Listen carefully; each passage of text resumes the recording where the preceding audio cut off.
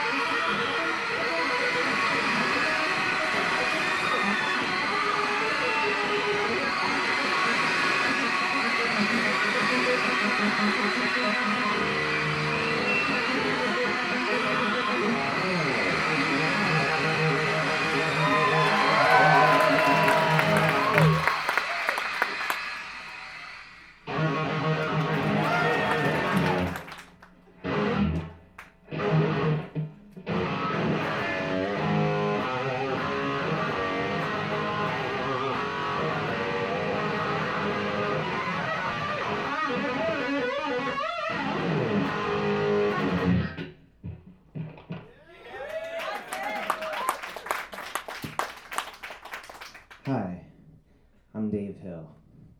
Tonight, I would like to tell you about my recent invasion and subsequent takeover of the entire country of Japan. Get ready to have your asses handed to you.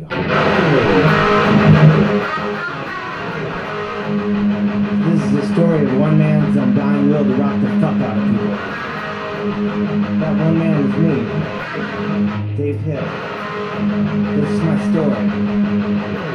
This is big in Japan. Thank you. Anyway, thank you. If I do my job out here tonight, hopefully by the end of the show you'll understand that aside from my showbiz dominance here in America and also parts of Canada, with the exception of Manitoba. Those people. I'm tired of their bullshit. Anyways, aside from all that stuff, I'm also considered a musical genius in countries where people don't understand English very well. Specifically, Japan. In fact, to give you a better sense of things, I'm pretty much like the Justin Bieber of Japan. Only like a Justin Bieber that you don't have to feel any shame expressing your love for late at night in the privacy of your bathroom. Before I get into all that though, there's something you need to understand about me, and I'm sure a lot of you have picked up on it already, but this is the thing with me, like, I can't stop rocking. I mean, I've tried before and I can't. It's almost like a medical condition or something. And if it were a medical condition, I would be like the Elephant Man or something, like the most extreme case that anyone's ever seen of someone that just like couldn't stop rocking all the time. I'd like to think that I started rocking in the womb, even though that's kind of gross with all the amniotic stuff. And just out of respect for my mother, I don't think I should be, rocking out so close to her private region. So if you guys could all stop picturing that right now, pretty sure we both appreciate it. The truth is, though, I started rocking at the age of 13 when I learned how to play electric guitar, and from there, I went on to play in rock bands and make rock records and just drive around in a van with a bunch of dudes just rocking the fuck out of people. But here's the thing about rocking and playing in bands and stuff.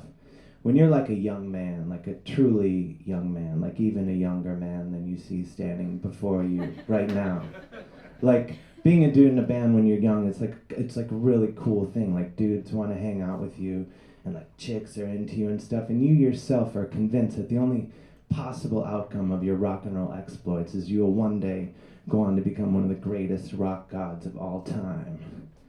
Then the years start to go by, and you get a little older, and you get a little fatter, and you start to adjust your goals, and you think, well, maybe I won't be like a huge rock guy, but I'll still have a band, and people will have like more of like a cult following or something, which is cooler anyway. And then you're like, well, that band's not really taking off, so I'll get like a side job to like for in the meantime until the band thing really takes off. And then eventually the side job becomes like the job, like the main job. And then all you want to do is get your band a gig at the bar down the street from your house on wing night. And so you call up and you're like, hey, we were wondering if we could set up in the corner and play a few songs for you tonight. And they're like, well, that's where we're going to set up the wings. And then you're like, well, what if we set up next to the wings? And then the guy's like, well, can you call back? And then, so you do call back, and you're like, hey, it's Dave from before. And then he's like, which Dave? And my point is, there comes a time in a man's life when he goes from an age where being a dude in a band is like this kind of cool thing, and then all of a sudden he gets to an age where being a dude in a band can be kind of sad, maybe even downright pathetic. And it's at exactly that age that I decided to form my brand new rock band. Thank you. And we knew it was all over before we'd even started. We knew there weren't going to be any platinum albums or like stadium tours or groupies that totally wanted to bang us. At least not like the kind that we wanted. The kind that formed like plaster replicas of your genitalia.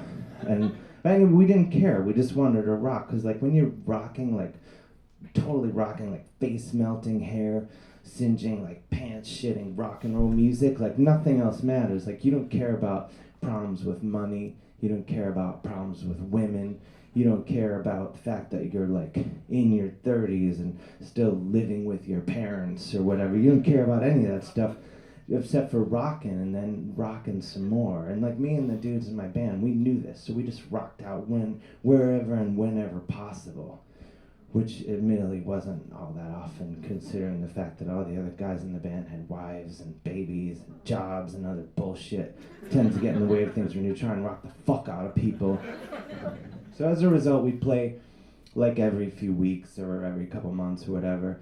And usually like 15 or 20 of our friends would come out to see us.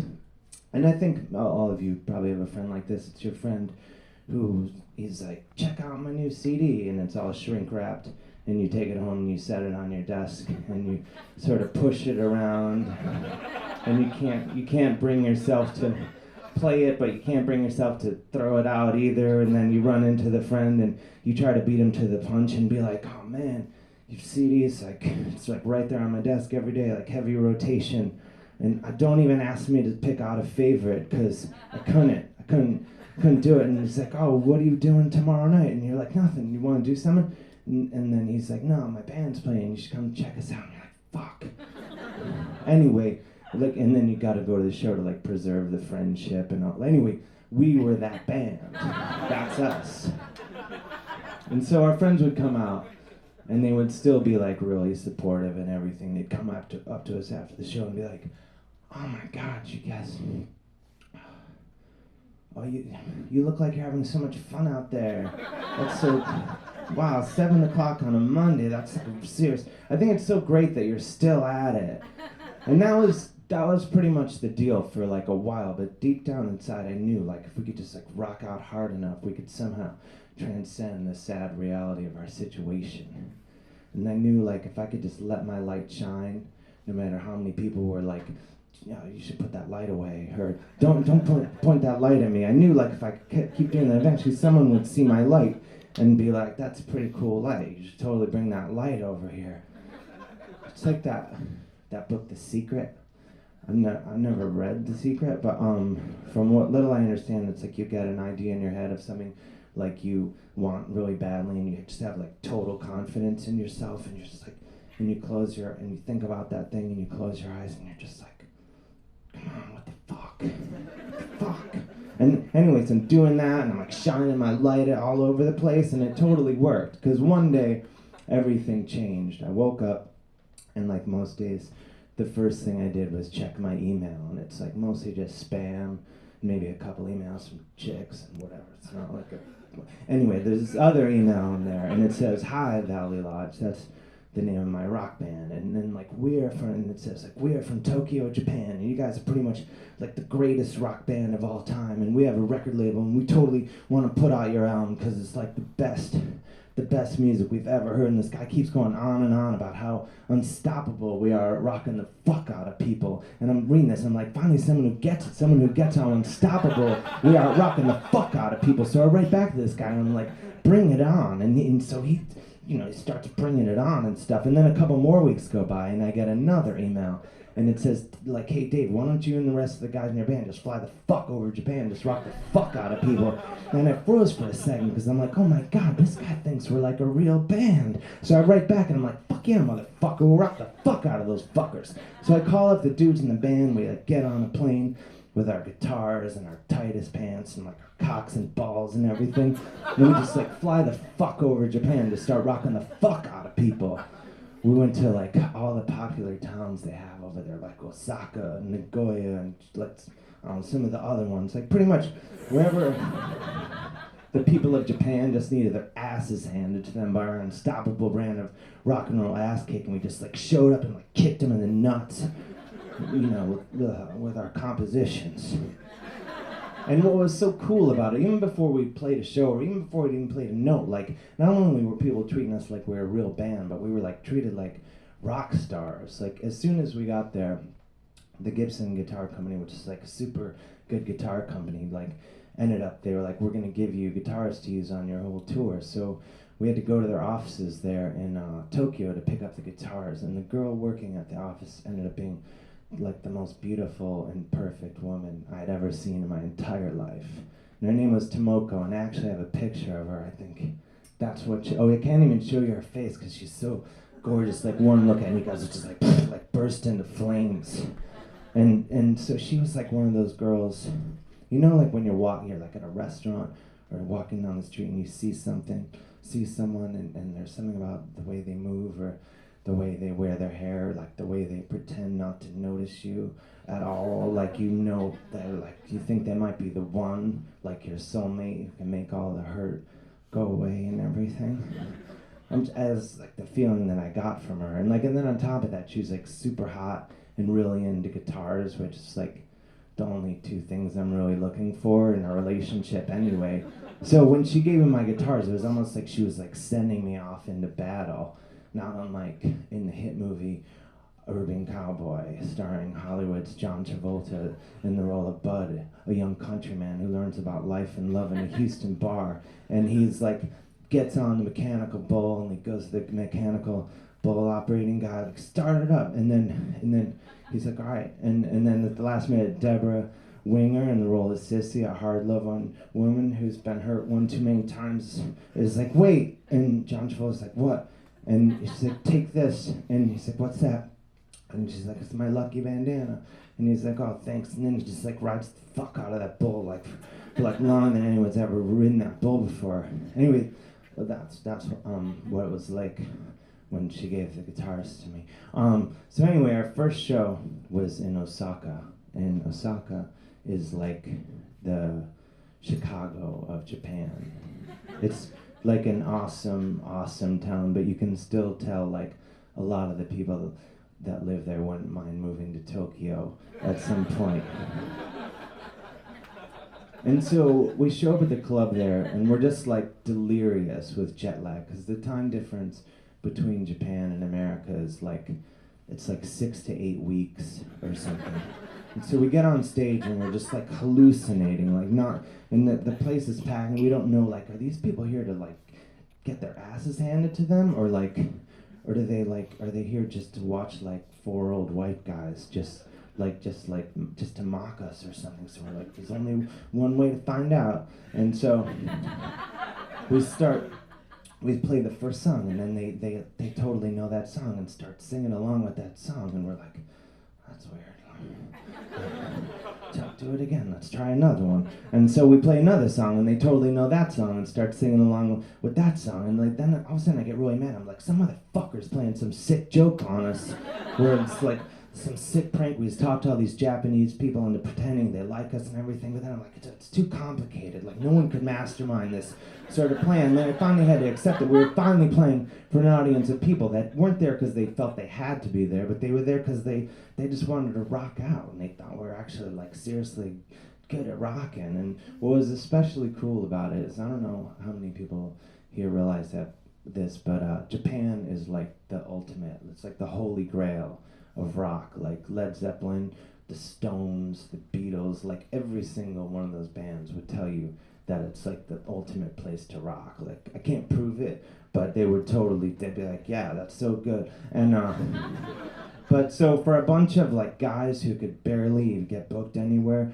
like to be traveling on the other side of the world and just rock, like following in the footsteps of their like heroes, was the coolest thing ever. So, and I don't know how many of you here have ever been to Japan, but we had never been there before, and I can honestly say it's the most awesome and amazing place on earth. Like, it's like beautiful and like futuristic and like, you know, like futuristically beautiful and everything. And they have all this cool stuff. Like, Jimmy, show them. They have all this awesome. Oh, like they have awesome like sumo wrestling, and go to the next one.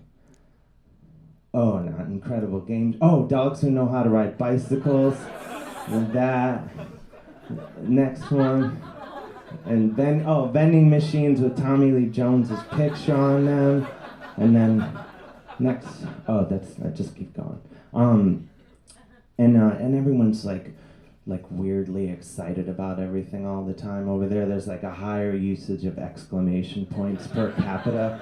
You can skip off this one, and that's pretty good. You can skip off that one. And you know how there's that old cliche about Japanese tourists like coming to America and taking pictures of everything all the time? Well, like over there, the tables were turned. We were taking pictures of everything, like light switches, doorknobs, like babies, napkins, like stuff at convenience stores. Pretty much anything that would hold still, we would take its picture because we couldn't believe how mind-blowing and amazing it was. And then after a few days of this, we realized something. Like, the reason that we were taking pictures of everything over there is because everything's totally mind-blowing and amazing. And the reason that Japanese people take pictures of everything over here is they just think we're fucking retarded. Like, they go home and they show their friends these pictures, like, do you believe this shit? And the friend's like, no, show me another one. They just mock us for hours and hours. But as incredible as it is over there, like, the realities of being a touring rock band were largely the same. Like, you know, and for us, like before, we, like in America, we barely could even find time to practice. But in Japan, all our sole responsibility was just to rock. And like, so there was all this downtime because we only had to rock like an hour a day. And the rest of the time we would use to just discover more awesome stuff in Japan. I want to show you my favorite thing that I found. Jimmy, can you hit the thing? Okay. This is a section of an ad for a pet store, and it's much bigger. And as you can see, like, they have dogs for sale, and you're like, duh, I hope so. It's like a pet store. But then you look a little closer over here, and they've also got a monkey for sale, and it's one of those cool little monkeys that, you know, you can have sit on your shoulder and help you solve crimes and stuff, and you can give them like a cool name like Mr. McJim or something. And Mr. McJim's like always getting into trouble, only you can't stay mad at him or anything. Anyway, that's the kind of monkey they have for sale. That's like the best kind of monkey to have. And not only do they have this monkey for sale, but they also include the price of the monkey right there in the ad. So that way you don't have to get into that whole thing that happens all the time. You know, like when you go to a pet store, and you're trying to pick out your monkey, and you finally you pick him out and you're marching up to the register and come on, Mr. McJim, and you give him to the checkout lady, and she's trying to ring him up, and you're imagining your life together that you and Mr. McJim will have, and then you see the price of the monkey on the register, and you're like, well, I don't have enough money for a monkey, and you feel like a jackass because you've already bought the matching sailor suits and everything. Anyway, that like never happens in Japan. So needless to say, we continued on from Osaka monkeyless to Kyoto. And the most incredible thing about that last sentence, aside from the monkey part, was it was actually the first time we had ever gone from one show and then had like another show to play. Like, and then our whole history, we never had like, every show we played, we were like, didn't even know if I would see the other guys again before. But now we were like totally like going to like another show, and we're just like fucking getting in the van, like whipping our shirts off and just, you know, getting up to weird shit. And so we continue on, we get to Kyoto, and Kyoto is like the most magical and mystical place in all of Japan, probably like in the whole world actually. Like, not only does it have all the cool modern Japanese stuff, but it also has like ancient temples that are like seriously old and everything. And this is a bit of history that I learned. In World War II, when the United States was like totally just trying to, they were like, we gotta totally blow up Japan. Their plan, they were like, the Truman, like his friends and stuff, were like, we should totally blow up Kyoto. Those guys are gonna be so pissed. And they're like, oh my God, that's the best idea ever. We should totally blow up Kyoto. And then at the last minute, the Secretary of War, Henry L. Stimson, was this like guy who was just like angrily making photocopies and like, here's your coffee, and you know, because he's the Secretary of War. Thank you. Good night. No, I don't know what he did. He did more stuff than that. But anyway, he was like, no, you guys, you can't blow up Kyoto. It's like too awesome. Don't do it. And they're like, fine, we'll just blow up the rest everywhere else. And he's like, all right, that's cool. And so, needless to say, like when we got to Kyoto, our plan was to just pick up where Truman left off and like just fucking destroy that place with our hot rock action. And we did. Like, I'll get to that. But it was in Kyoto where we realized that even aside from like the incredible like physical beauty of Japan, like just the people of Japan are better than us. They have like a superior society. Like, we got on the subway over there and it was the most incredible thing ever. Like, you go on there, like no one's talking really loud, no one's got their headphones cranked up. They're just like reasonable people going from one place to another. And I'll tell my friends this, and they'll be like, oh, don't they like crush each other onto the subway? And it's true, they like totally crush you, but it's not like a violent crushing. It's more like getting this awesome hug from 40 adorable little people all at once. They sort of come at you with their eyes closed, and I don't know why they close their eyes, but I'm sure there's some superior reason for it. And they just come at you, and it's like being in this like human duvet. And we just rode around. It's like a dream you don't want to wake from. And so we just rode around like all day, just rubbing, hugging up on people. And so we go to play the show that night, and we fucking just like decimated. And people were just like, some people needed counseling, and like just some ambulances there probably. I don't even remember. And afterwards we're hanging out in front of our rock van, just partying and stuff. And then these 5 kids come out of their rock club, and they're wasted. And only one of them's like more wasted than the rest of them, and she just like falls on the ground, just starts puking everywhere, like, and you know, like when you puke, like you puke once, and then maybe you puke again, and then in an extreme medical emergency, maybe you puke like a 3rd time, and then you're like, well, that's it, I can't puke anymore. But then your body's like, I bet you could probably puke some more, and then you do puke, only this time it's like this foamy stuff that sort of drips out, like, and goes in your crotch, and it just gets all up. And my point is, that was like that sort of puke. And she's puking, and I'm watching this, and I'm like, this, maybe we're not so different after all. Like, I've done that before. But then something crazy happened. Like, 2 of her friends come over, and they pick her up, and they walk her away. And her other 2 friends get down on the ground and just start cleaning up all the puke off the streets, like all over. And we watched this, and our like heads exploded. We even took pictures of that. Can you imagine knowing, like, when you were gonna puke, that there was like a team waiting just to like get in there? Like, I would puke all the time. So, needless to say, we're over there and we're just having the time of our lives, and we continue on to Kyoto. And this marks like 3 shows in a row, and we can't believe it. We're like this is the band that we've actually in America we had canceled shows at the last minute because like guys in the band couldn't find babysitters.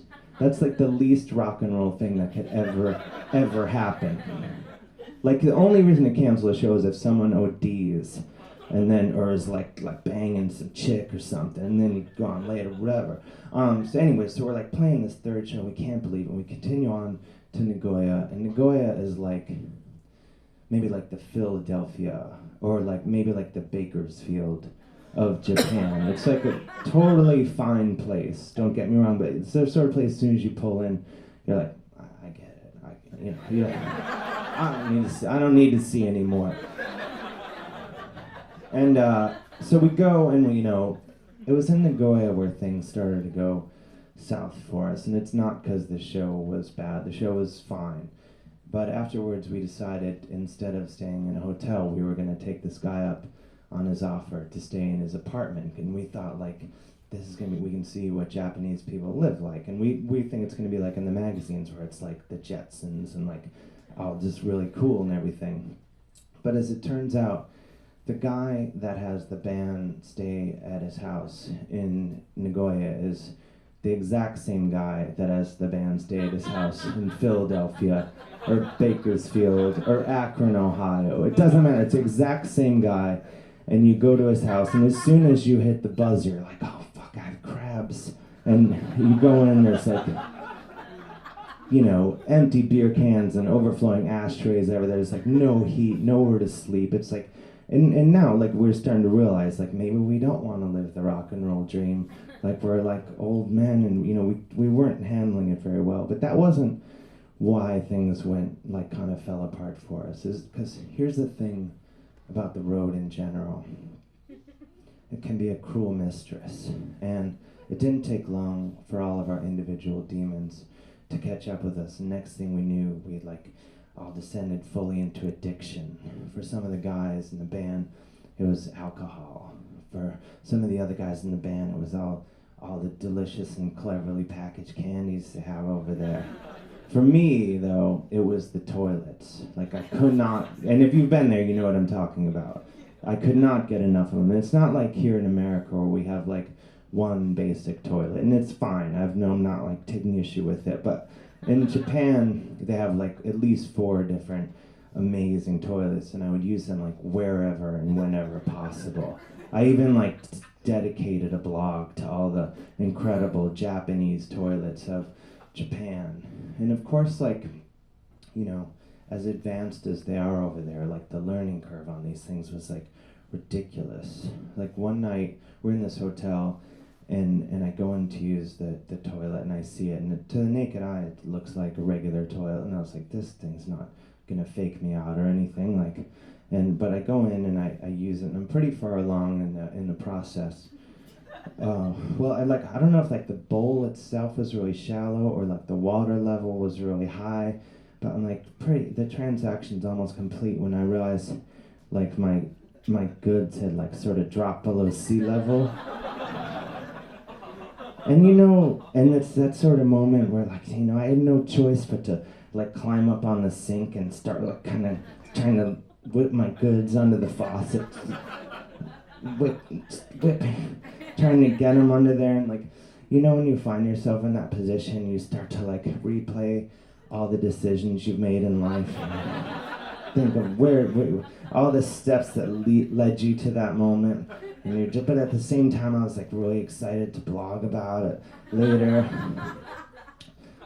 Anyway, but let's get back to Nagoya. So we finish the show. We wake up the next day. We like disinfect ourselves, and we continue on to Tokyo, the main event, like the climax of the whole tour. And like Tokyo, I was trying to think of a good way to describe it. And like originally I was like, oh, it's like the New York of Japan, but it's not. Like, 'cause it's like Tokyo kicks the shit out of New York.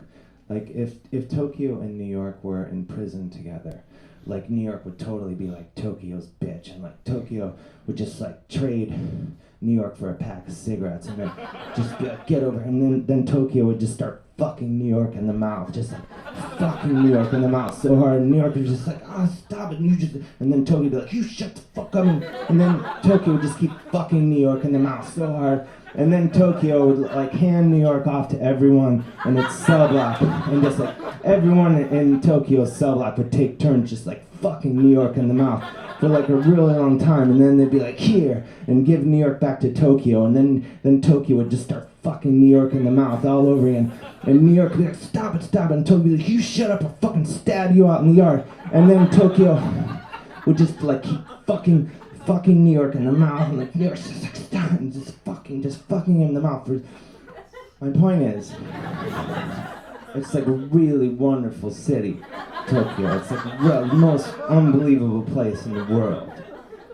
And so we pull into town. It's like it's just crazy, like highways all over the place, and buildings. It's just bright lights, everything. And we get there, and we get to the hotel there, and the guys in the band let me know that they want me to have my own hotel room for the first time on the tour. And I'm thinking like, this is great. Like this is like they're rewarding me for just rocking the fuck out of Japan this whole tour. And they're like, no, just because you snore and you've been keeping us up the whole tour. And it's like, it's true, I totally snore really badly, as I'm hoping some of you here tonight will learn over the next week or so. So anyway, I go up to my room and I'm like feeling sad, like, oh, they alienated me or whatever. But then I get in there and I finally got to check out the fourth and most awesome toilet that they have in all of Japan.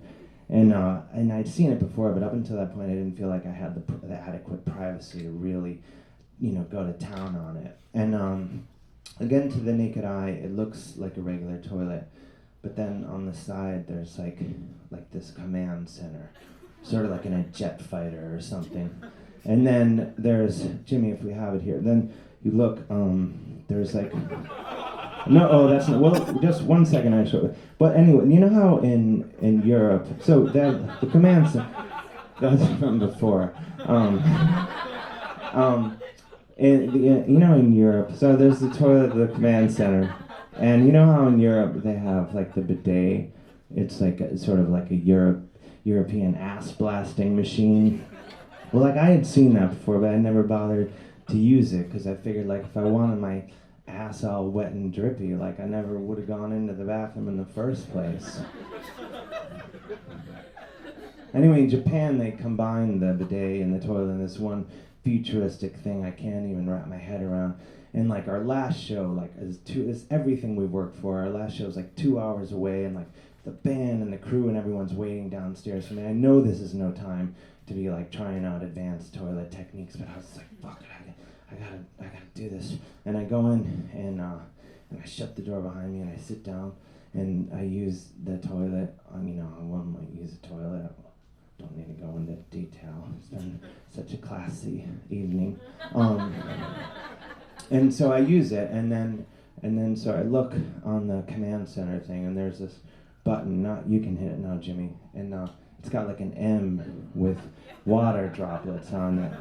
Hit it again.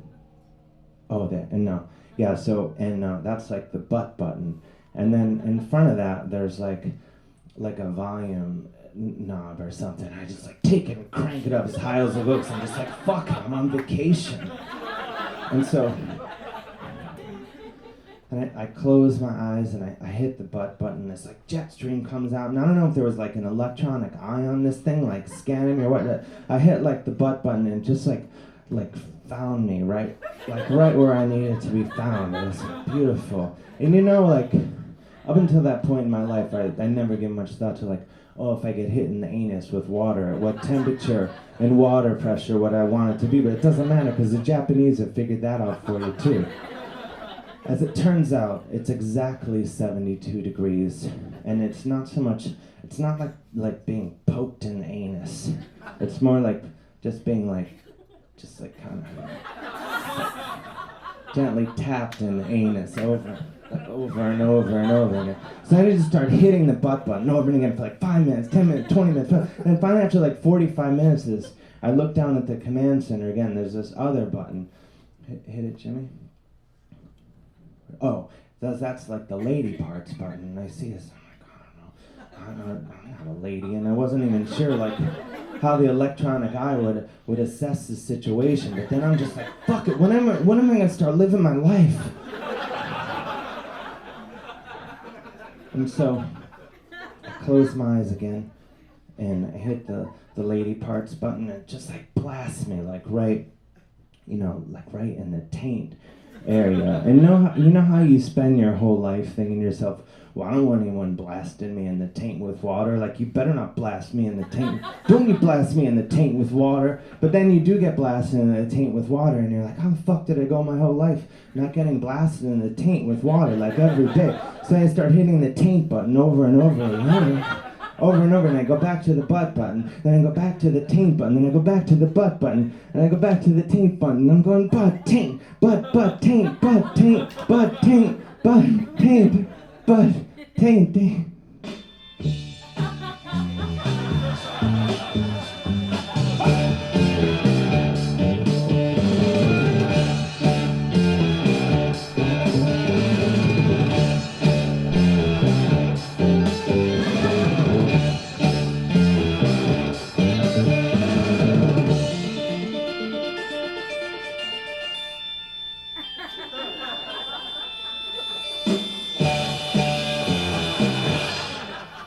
Thank you.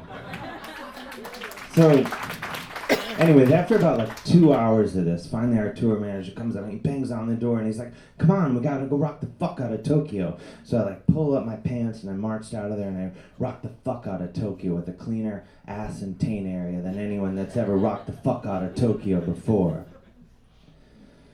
Now, and I'm gonna get to that, but I know a lot of you have been listening to me talk here for a bit tonight, and like you're wondering, you're like, this, like, what about the intercourse?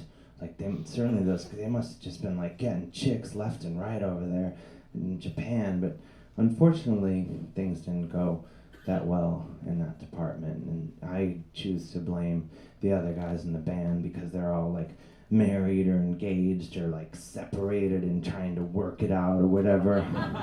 So instead of just like hardcore banging our way across Japan, we were more just like furiously masturbating our way across Japan, just like jizzing all over the place, and we were late for everything all the time. But I figured like we're over there, and like this is it. Like when we come back to America, like our show is just gonna be people's like wives and girlfriends and stuff. I have to at least like try to like talk to some ladies and stuff. And so I did, but unfortunately like my big obstacle when talking to Japanese women is I don't speak any of the language, so all I could do is like sort of mime things to them and stuff. And like the bigger thing that is what I didn't realize is in Japan, like if you're not supposed to hug people unless you know them really like for a long time. So, and I made that mistake. Like it's like a really rapey thing to do, and I made that mistake one too many times. So I very quickly gained the reputation as sort of this mimey, rapey guy who's slowly working his way across the countryside. But none of that mattered really, because on our last day in Japan, our last day before the final like big show, we decided to go back to Gibson Guitars and invite them to the show and stuff. And then so we go there and like everyone comes in to meet us, and the last one in the room is Tomoko, like the one from before, that one from before. And so I see her and I'm like oh my god, like suddenly my whole future is clear to me. Like I'm like, I know this is crazy, but like what, maybe this dream doesn't have to end. Maybe I could just stay here in Japan and I could just keep on rocking, and she could totally be my girl, and like we'd hang out and like she'd probably be naked a lot of the times, and we'd get one of those dogs who knows how to ride a bicycle, and eventually we get married and have like adorable children of mixed race and everything. And I'm thinking all this, and I'm like, I know it's crazy, but I'm thinking like it's not crazy. Maybe if she's thinking the same thing, maybe this would be like a really good love story to tell. And I'm looking at her and I'm thinking all this, and I'm hoping she's looking back at me when in walks the head of Gibson Guitars, and he walks right up to me and he's like, so Dave, we understand you really like the toilets here in Japan. And I'm like, what? Well, no, I don't. And he's like, yeah, you do. I'm like, how do you know? And he's like, we read your blog. We all read your blog. And he starts gesturing around the room at all the employees, and one by one they're all like looking at me, like smiling and nodding and smiling and nodding. And then until finally I get over to Tomoko, only she's not smiling and nodding at all. Instead she's looking at me with this look, like this look that someone gives you when they know you've totally had your balls in toilet water. And so right then I knew it was like all over. Like the only thing to do after the show and all that was just get my things and head back to the airport and go back home to my old life, where I'm lucky if I can get my band booked at the shittiest club in town on a Monday night. And if I want to get my taint cleaned, I have to do it the old-fashioned way, where like, you know, you get like the liquid soap and a sponge and a cowboy hat and all that stuff. And so I knew I was going back to that, but there was still a matter of rocking the fuck out of Tokyo. So we go over to the rock club there, and it ends up being like 4 times the size of anywhere that we played in all of Japan. Like there's like a line down the block, and like people are just like flipping out and everything. And I know like we're just one plane trip away from just being like a bunch of lame old dudes in a band. But we get on that stage, and I knew, at least for one night only, one last night of our lives, we were total rock gods. And it went a little something like this. Hit it, Jimmy. 1-800-201-3535